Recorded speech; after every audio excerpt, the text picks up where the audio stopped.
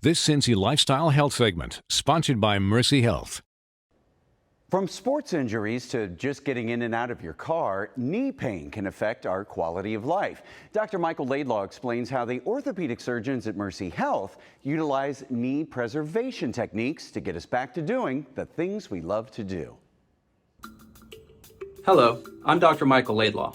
I'm an orthopedic surgeon with Mercy Health. I provide knee and shoulder replacements, but I'm also sports medicine fellowship trained and provide open and arthroscopic complex shoulder and knee procedures. Knee pain actually comes in so many different flavors, about as many as Grater's has for ice cream.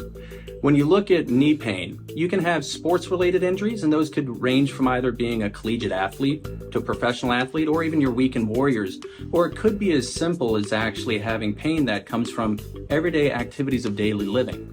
Getting in and out of your car, getting in and out of the shower, even playing with your kids or grandkids, and getting off the floor. It doesn't take much to necessarily sometimes tip a knee that might be at risk over the edge, and then you start having pain. When you look at osteoarthritis, it really is a spectrum when you look at the health and of a knee as it works through its overall age and progression with you as you live your life. If you want to think about basically an egg and think about how smooth it is, that egg could be the more normal native knee in terms of how it looks with its smooth texture. Then you want to think about a cobblestone road. That's a little bit more than what we start seeing with regard to arthritis and how it presents itself with pain when patients are in the office. So non-surgical treatment options really at the end of the day are a huge amount of what we do and provide as orthopedic surgeons. Just because you're coming to see an orthopedic surgeon does not mean you're looking at surgery. Really, our job at the end of the day is to make sure that you're educated as a consumer to your healthcare and that you know the options, and we work with you. And what I really enjoy doing is developing patient-centered and centric treatment plans that allow you to be able to get back to what's important to you. So when we look at things that are non-operative or conservative in nature, there's a spectrum of what options are there. I think it's also important to talk about what are you looking at for your goals. There's different reasons for why a patient might be indicated for one more than the other. And I think getting down to really having that discussion with your surgeon or healthcare provider to be able to understand the risks and benefits for each and what each could be able to provide you is really at the crux of what we're trying to do. So when we look at what potential treatment options are available that might be from a knee preservation or even a knee restoration approach, as I'd mentioned, sometimes it can get to be a cobblestone road. When it's at its most extreme and involves the entire knee joint, that's a little bit more appropriate to have the discussion of a definitive treatment such as a knee replacement.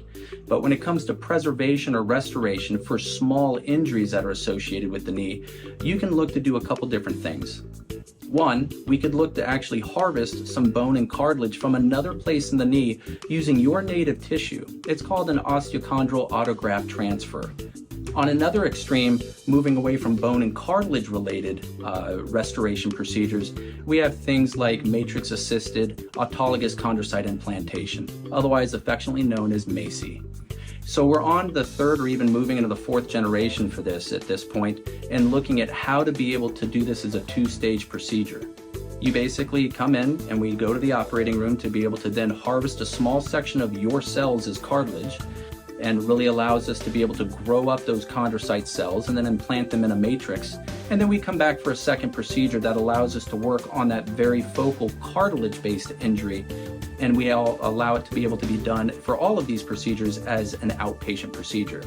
Now, an important part of some of these cartilage preservation or restoration procedures is also looking at the alignment of your bones. Some patients have knock knees, some patients have bow legs. So it really takes into consideration, do we also need to work on the angular vector or really kind of the shape or angle of the knees for how weight is being dispersed through them to be able to protect what was an actual preservation or restoration procedure. So if you're having pain in your knee or have questions that you'd like answered and you'd like to schedule a consultation with a Mercy healthcare provider, please don't hesitate to reach out. We can't help you if we don't know about it. The best way to reach out is 513-347-9999 or even online scheduling through mercy.com/Cincinnati.